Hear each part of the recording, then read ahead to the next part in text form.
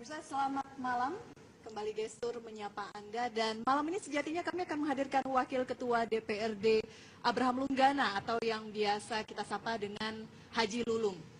Tapi sekitar 1 jam yang lalu, Haji Lulung membatalkan tidak bisa menghadiri perbincangan malam hari ini di Gestur. Dan mengapa kami kemudian berupaya untuk mengundang Haji Lulung, karena kita tahu hari ini Haji Lulung mangkir dari pemanggilan ataupun pemeriksaan di Bareskrim Mabes Polri.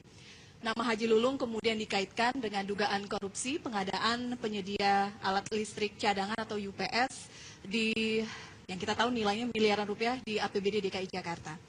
Kami masih terus berupaya untuk menghubungi Haji Lulung dan berbicara mengenai bagaimana perkembangan sejauh ini, karena terakhir juga ruang kerja Bang Haji Lulung di DPRD DKI Jakarta sudah digeledah 2 hari yang lalu. Sambil menunggu komunikasi dengan Haji Lulung, saya akan berbincang dengan Bang Uco Sky Kadafi, Direktur Center for Budget Analysis. Selamat malam, Bang Uco. Sayang sekali Bang Lulung tidak bisa hadir di sini karena sebenarnya jawaban dari Bang Haji yang bisa membuka tabir UPS ini tidak hadir di Bareskrim dan juga tidak bersama kita di studio malam ini. Tapi tidak apa-apa, kita masih berupaya untuk berkomunikasi dengan Haji Lulung. Bang Uco, ada yang mengatakan bahwa kasus korupsi UPS ini sebenarnya termasuk mega proyek yang luar biasa korupsi di sektor pendidikan. Benar nggak?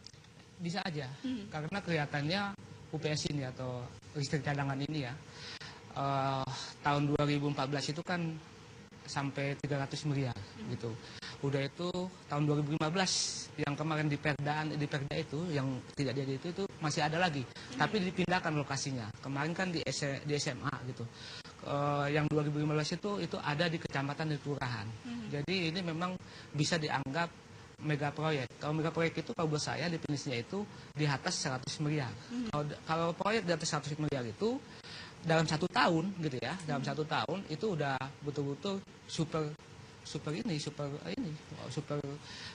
anggaran betul, anggarannya gede betul. Kalau ada kata super di sana, saya ingat proyek Hambalang juga saat itu disebut sebagai mega proyek, mega korupsi. Apakah memang sebesar itu kerugiannya? Kalau hasil auditor ya yang kita lihat itu misalnya tahun 2014 itu yang dari 300 miliar itu korupsinya bisa 50 miliaran. Ini mungkin masih hitungan ini ya, hitungan BPKP ya. Ini kan belum hitungan ini. Jadi kan penyidik itu kan nanti harus minta tolong kepada auditor negara untuk menghitung kerugian negaranya dari tuntutan mereka. Tuntutannya apa sih terhadap tersangka ini? Nah, dari tuntutan itu nanti dihitung lagi ulang nanti berapa sebetulnya tiap orang itu bisa merugikan negara kayak gitu. Menarik, kita tahu bahwa sudah ada 2 tersangka yang ditetapkan. Iya. Bisa dikatakan itu seperti apa ya? Dari eksekutif karena pejabat pembuat komitmen, mantan orang dinas. Sekarang kemudian menyeret ada 2 nama anggota DPRD, ada Haji Lulung dan juga Bang Fahmi ya. Bang Fahmi datang tadi pemeriksaan, Haji Lulung sampai saat ini belum datang karena menyatakan belum menerima surat pemanggilan. Apakah kita terlalu jauh mengatakan bahwa dugaan korupsi ini memang bentuk kong kali kong antara eksekutif dan legislatif?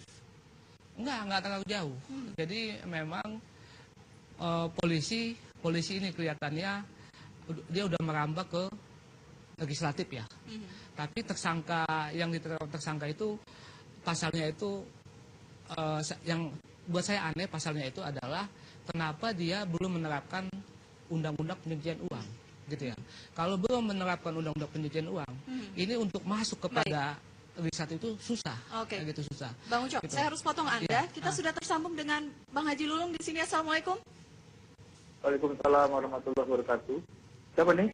Dengan Elvira, kita sudah on air. Bang Haji, sayang sekali tidak bisa hadir bersama kami malam hari ini. Mendadak tadi membatalkan untuk hadir di studio petang tadi.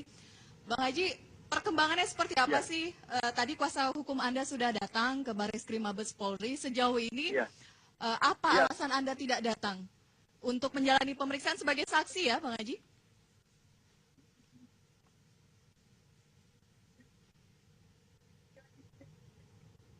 Oh, kemarin ya, hari Senin ya?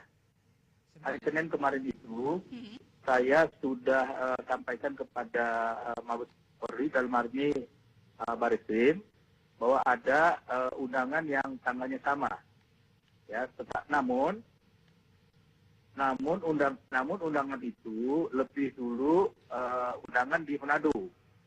Undangan di Manado itu datangnya tanggal 22, acaranya 27. Nah, kemudian panggilan Mabes Polri itu tanggal 24, panggilannya harus hadirnya itu tanggal 27 juga. Nah, karena saya di Manado itu undangan DPW Partai Persatuan Pembangunan yang memang menunggu saya, itu banyak ulama, ya banyak habaib, dan 28 kabupaten kota menunggu saya di sana, dan saya sudah hadir lebih dulu di sana, saya katakan saya janji. Nah, kemudian saya akhirnya menelpon satu orang dari pihak kepolisian, namanya Pak Bagus. Pak Bagus menyarankan kepada saya, Pak Haji Lulung sebaiknya buat surat agar dapat kita pahami, ya, artinya alasan Pak Haji Lulung itu tidak hadir. Nah, saya lengkapi semua surat undangan yang dari DPW Sulawesi Utara itu Manado, ya, yang kemudian tiket terbang saya, dan surat permohonan maaf, ya, saya tidak hadir. Dan kemudian saya bilang saya akan akan hadir nanti kalau saya dipanggil lagi. Gitu.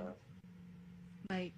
Yang untuk hari ini sendiri, Bang Haji? Hari ini sendiri itu saya tidak dapat undangan, gitu, belum dapat panggilan. Ya, saya belum dapat panggilan. Baik. Artinya atas pertimbangan tidak mendapatkan surat pemanggilan Anda tidak datang. Ya. Berbeda dengan rekan Anda ya, Yang jelas, Pak Fahmi hari saya ini akan datang. kooperatif. Ya. Ya, yang jelas saya akan kooperatif. Saya akan kooperatif besok, ya. Saya akan datang besok untuk memberikan keterangan di Mabes Polri, di Barreskrim. Baik. Pak Haji Lulung, kemarin hari Senin dilakukan penggeledahan di kantor Anda. Ada satu CPU yang diamankan oleh pihak polisian. Ada beberapa dokumen, ada beberapa berkas. Apa saja yang saat itu disita, Bang Haji?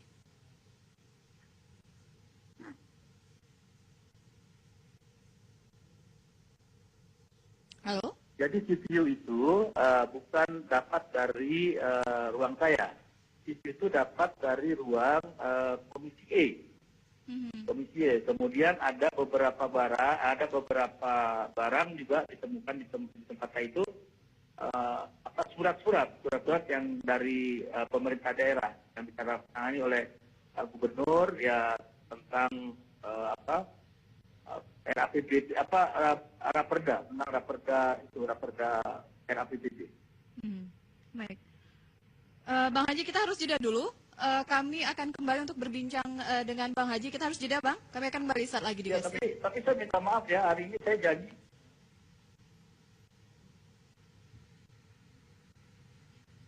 Halo?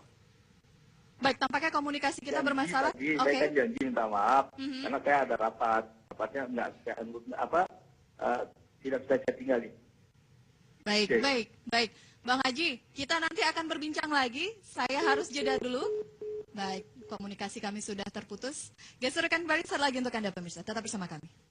Anda jangan menginput dalam budgeting yang bukan hasil pembahasan.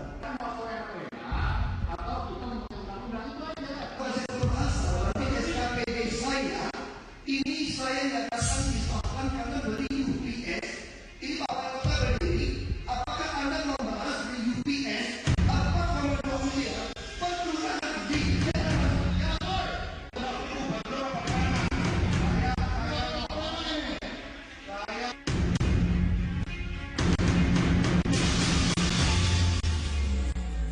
Nama Abraham Lunggana alias Lulung mendadak melambung sejak bertarung dengan Ahok. Lulung pun go internasional di jagat media sosial melalui tagar Chef Haji Lulung yang fenomenal. Ironisnya, Haji Lulung bahkan tak pintar main Twitter.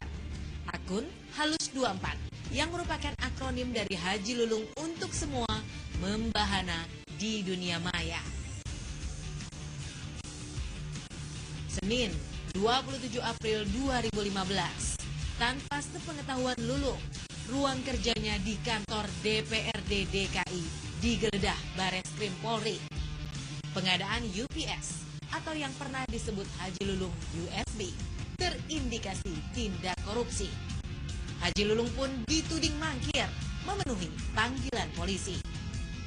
Panggilan pihak kepolisian Mabes Polri yang diterima amat saya pada tanggal 24. Ya, panggilannya adalah tanggal 27. Sebelumnya saya tanggal 22 menerima undangan dari DPW Sulut.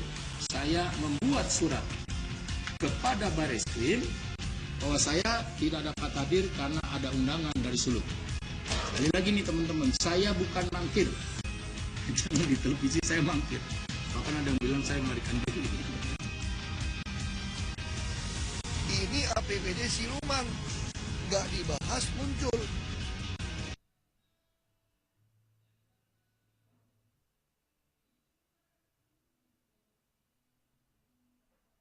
Juta saja.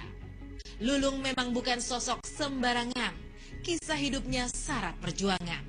Haji Lulung, sang penguasa Tanah Abang.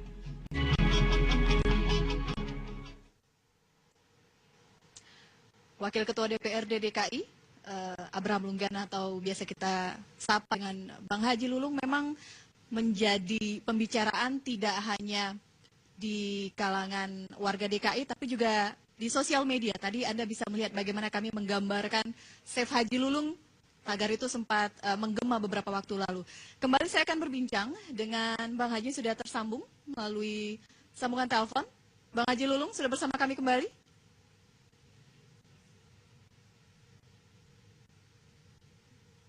Masih Mbak, masih. Oke, baik. Bang Haji, kita ingin tanya, saya ingin mengkonfirmasi, pihak kepolisian sudah memeriksa sejumlah saksi terkait dugaan korupsi alat penyedia listrik cadangan di sejumlah sekolah atau disebut dengan UPS begitu ya Bang Haji. Dari pihak kepolisian mengatakan beberapa saksi ada menyebutkan atau mengarah ke nama Anda. Ada tanggapan terkait itu?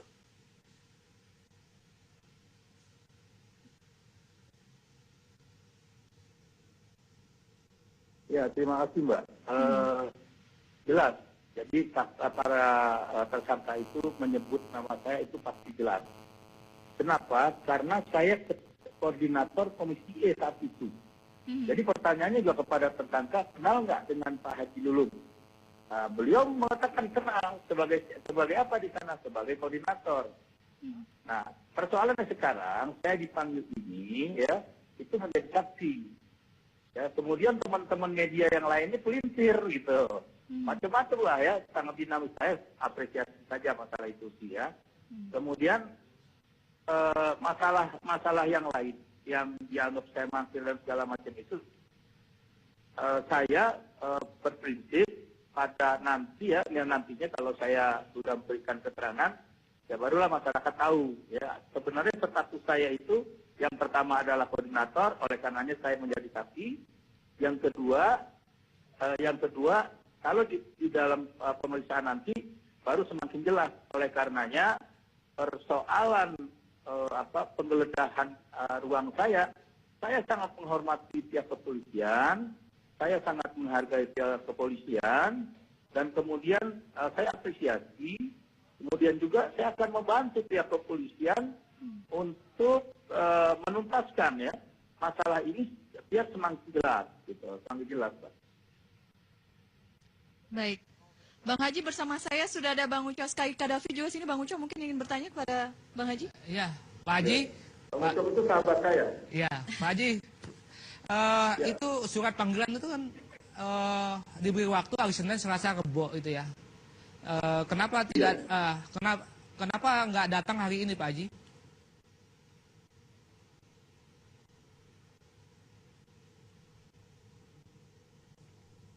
Bang Ucok, teman saya yang baik. Ya. Jadi panggilan itu cuma tanggal 27, Bang. Panggilan cuma tanggal 27, 28, 29 tidak. Tidak. Jadi tidak ada panggilan yang nama sampai tanggal 29. Tidak ada. Ada pertanyaan lain, Pak? Iya. Pak Haji, Iya, Bang. itu UPS itu kalau istilah Ahok itu kan ini siluman gitu ya. Kalau siluman itu kan dia masuk setelah selesai pembahasan. Saya ingin tanya, UPS ini Pak Haji sebagai koordinator, apakah sempat dibahas antara Pak Haji dengan Pak Alek kayak gitu?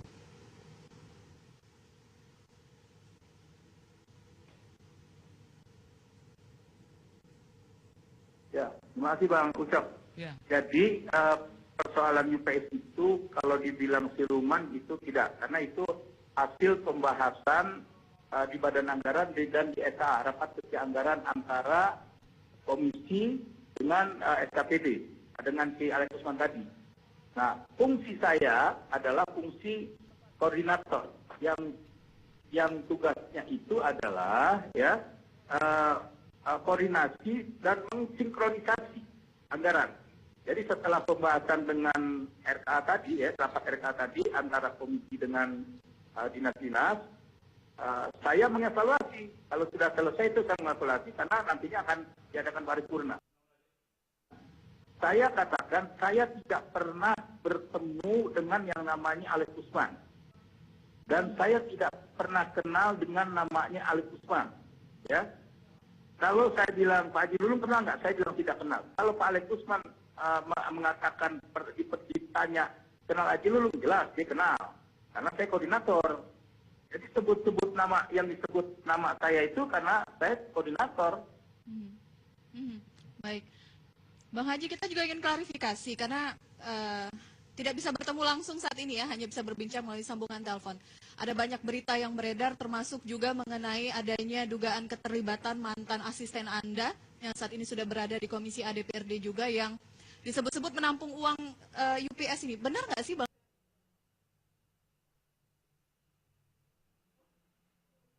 Haji?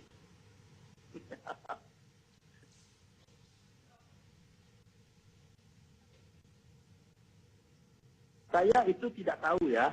Itu bisa ditanyakan langsung kepada beliau. Ya.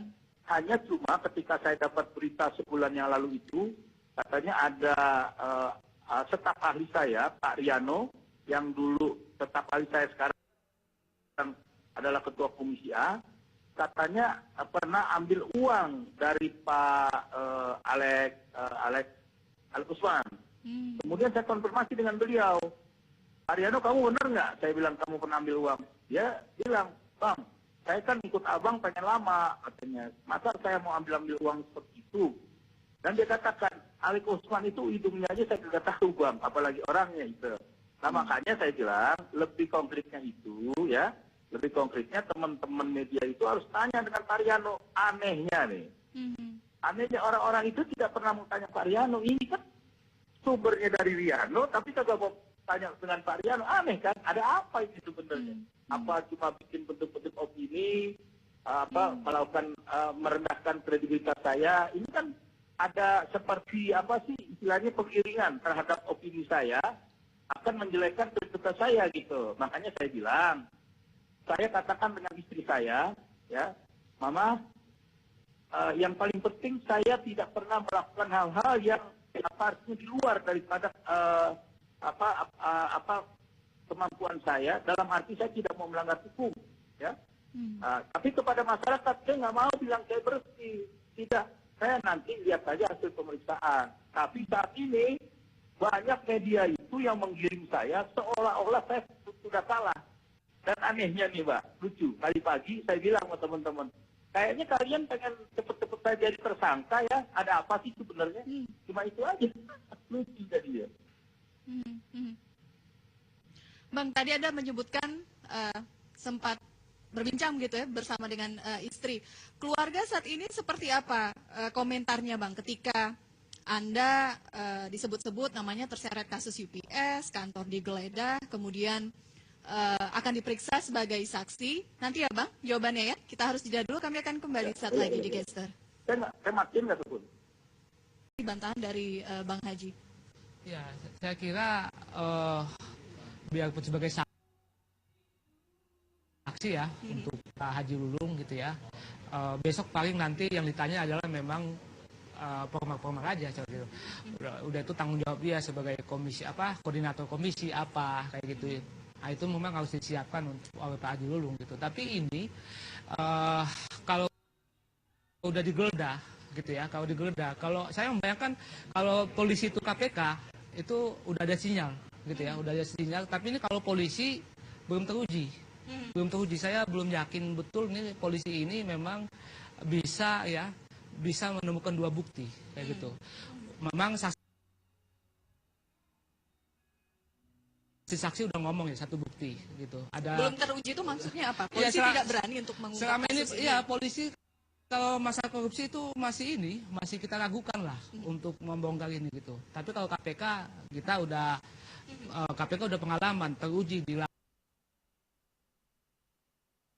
lapangan gitu. Yakin, Kalau ini sudah ada 2 tersangka ditetapkan oleh Bareskrim Mabes Polri. Sementara kasus yang sama dilaporkan Ahok ke KPK. iya. Belum ada tindak lanjutnya sampai sekarang. Iya, 2 tersangka ini juga kan kasusnya pidananya kan nggak dikembangkan. Kalau ingin ke atas dia, ingin melihat ke atas, ke samping gitu, atau ke legislatif, itu harus menerapkan TPU dulu. Polisi ke yang 2 tersangka tersebut gitu. Kalau TPU nggak diterapkan itu susah gitu loh. Mungkin nanti penyalahgunaan kewenangan gitu. Ini kan penyalahgunaan kewenangan nanti banyak argumentasi nanti bisa lolos dari sana kayak gitu. Saya ke Bang Haji lagi. Bang Haji, tadi Anda mengatakan banyak analisa, banyak kemudian tulisan di media. Anda merasa tidak sih kasus ini murni masalah hukum, memang ada masalah di sana, atau ada unsur politis, Bang Haji?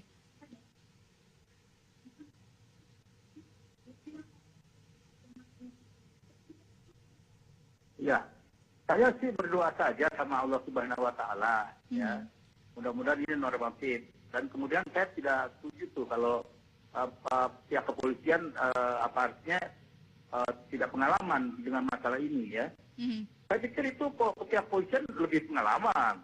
Oleh karenanya saya mendorong terus untuk bisa pihak kepolisian meningkatkan, ya, artinya kasus ini biar semakin jelas, ya. Terus yang kedua, bahwa apa yang dikatakan oleh sebahagian media, itu saya bilang memang pesanan. Coba deh Mbak lihat deh, dari cara-caranya tidak normatif. Saya dipanggil, saya izin dibilang mangkir. Padahal udah ketemu saya, bukan cuma pres. Mereka mau bertanya, mereka terus minta keterangan saya, keluarnya beda. Keluarnya beda, kan lucu. Nah, hari ini saya baru dapat bocoran. Besok kalau Pak Haji Lulung ada di Mabes Polri, itu bombardir aja dengan pertanyaan ABCD katanya. Udah ini saya udah dapat bocoran. Kan wartawan kan nggak semua dipesan. Ada wartawan yang nggak dipesan kan? Gitu. Nah makanya saya bilang sudahlah. Saya kalau dibilang ini persoalan politik, ya saya sederhanain aja. Karena barangkali selama ini saya jadi trending topik. Kemungkinan ada orang yang tersinggung kalah populer barangkali. Takut di 2017 saya maju, ya enggak? Ajar aja dari sekarang Haji Lulung gitu. Kira-kira begitu gambarannya. Okay. Nah, tapi saya yakin dengan pihak kepolisian. Pihak kepolisian akan transparan di dalam melakukan pemeriksaan kasus di PSI. Saya yakin itu. Ya, saya yakin itu. Oke, baik. Bang Haji, tadi kami sudah memberikan gambaran bahwa sosok Bang Haji Lulung ini cukup kontroversi, cukup kuat dibicarakan di sosial media. Ada yang mengatakan fenomenal begitu. Seharusnya sih Bang Haji hadir di sini. Kita bisa menganalisa gesturnya Bang Haji Lulung, tapi melalui sambungan telepon juga tidak apa-apa. Kami harapkan Anda masih bersama kami, Bang Haji. Kita lihat informasi berikut ini dulu, pemirsa.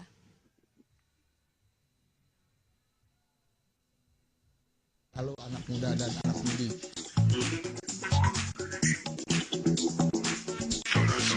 Sosoknya sederhana, tanpa polesan busana mewah. Model rambutnya pun hanya belah tengah saja, mirip gedung DPR katanya.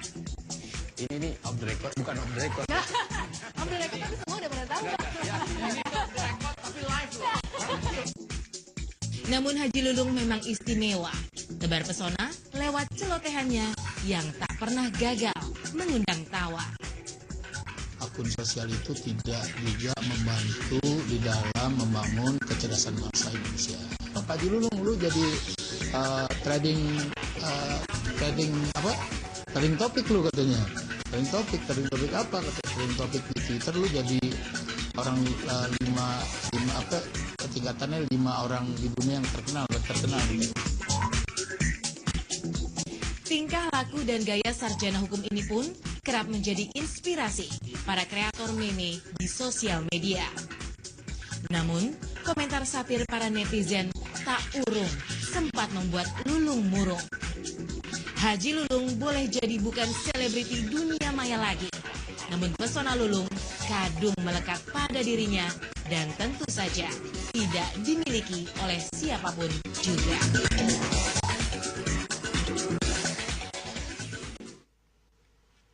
Sempat menjadi idola trending topik begitu di Twitter. Pak Emrus bersama saya juga di sini, pakar komunikasi politik. Pak Emrus, kita melihat singkat saja tadi gaya bicaranya Bang Haji begitu. Ada yang mengatakan gayanya sederhana, lugas, ramah kepada media dan apa adanya. Apakah gaya komunikasi politik ini sudah tepat? Saya pikir ya, sepanjang pengamatan saya kepada Bung Haji Lulung ini tidak ada sesuatu pernyataan-pernyataan yang bisa katakanlah menyinggung perasaan orang, selalu dengan menyampaikan dengan halus, sopan dan lain-lain sebagainya. Salah satu diantaranya adalah begitu tajamnya kritik terhadap dia di sosial media, tetapi dia selalu mengatakan saya tidak akan marah, saya bangga dengan mereka, justru ini meningkatkan ekonomi mereka, artinya ada kaos dan lain-lain. Ini sesuatu hal yang baik dari Haji Lulung, sekalipun kita mengetahui bahwa katakanlah dia disebut orang kan bosnya Tanah Abang, tapi ternyata dia orang yang lembut, yang suka berkomunikasi, yang menghargai orang lain. Setajam apapun pertanyaan wartawan, dia layani dengan baik. Itu hal yang luar biasa. Oke, itu secara lisan. Ya. Bagaimana secara gestur, gaya bahasa tubuh dari Haji Lulung? Mas Kirdi, silahkan, diambil alih. Oke, terima kasih Elvira. Jadi menarik kalau kita lihat dari ekspresi-ekspresi Haji Lulung di sini, kalau dilihat bahwa mayoritas ketika Haji Lulung dia berkomunikasi, katakanlah di depan media, perhatikan bahwa rata-rata kalau nggak dia ketawa, misalnya ketawa lepas, kalau dia membicarakan sesuatu yang sifatnya cukup serius, maka akan ada kerutan yang sering muncul di atas ini. Baik. Perhatikan gini, dan kerutan ini adalah salah satu bentuk untuk menahan ekspresi. Ada istilah yang namanya kelihatan sekali nih. Nah, ini seperti ini. Lihat, setiap foto-foto ketika dia membicarakan sesuatu yang cukup serius akan muncul hal seperti ini, kerutan ini. Ini adalah tapi saya garis bawahi juga, paham dalam komunikasi politik artinya dia bisa menyembunyikan perasaan sebenarnya. Jadi dalam artian punya kemampuan untuk tidak bisa selalu terbaca. Itu yang harus digarisbawahi. Nah, masalah tidak terbacanya ini untuk hal yang positif negatif sudah saya kembalikan pada pembuktian hukum nantinya, kira-kira seperti itu. Nah, tetapi kalau dikatakan bahwa beliau katakanlah santun, sekali lagi bagus sekali katanya, terlihat santun di depan media karena Haji Lulung saya yakin adalah seorang yang cerdas, di mana dia tahu bahwa media itu partner. Tetapi kan juga disampaikan tadi bahwa ketika teman-teman media bicara yang lain kemudian diprotes juga kan. Nanti kita tanya ya sama Bang Haji langsung, tapi kita jeda dulu, masih bersama tamu saya malam hari ini Gestur, masih tersambung juga dengan Bang Haji Lulung. Kami akan kembali saat lagi di Gestur. Dan menurut saya itu suatu kehati-hatian wajar. Ingat bahwa ini berhadapan dengan hukum. Ya, jadi satu, berhati-hati bahwa tidak boleh ada kesalahan. Karena bisa kan kita dengar bahwa ada kriminalisasi, kita dengar bahwa salah langkah sedikit aja bisa jadi sesuatu yang fatal di kemudian hari. Atau kedua, memang ada sesuatu yang masih dipikirkan oleh Bang Haji Lulung yang mungkin ada kekhawatiran-kekhawatiran. Baik. Jadi katakanlah dua hal ini yang alternatif yang bisa muncul. Kita tanya langsung ya. Betul. Bang Haji masih bersama kami ya, Bang? Masih. Baik. Ada respon, Bang, tadi sudah analisa secara lengkap disampaikan Mas Kirby. Ya, Ada tanggapan tentang Ya. itu? Iya. Iya. Oke, terima kasih Bang Kirby. Jadi Anda lebih cerdas dari saya nih kelihatannya. Ketika saya benar dengan media, kemudian Anda bilang kadang Bang Haji Lulung itu mengkritik media. Ya, memang. Kenapa? Karena harus kita sama sadari bahwa media ini adalah sarana publik yang patut kita ikut serta mencerdaskan bangsa. Karena ini tanggung jawab kita kepada generasi mendatang, ya.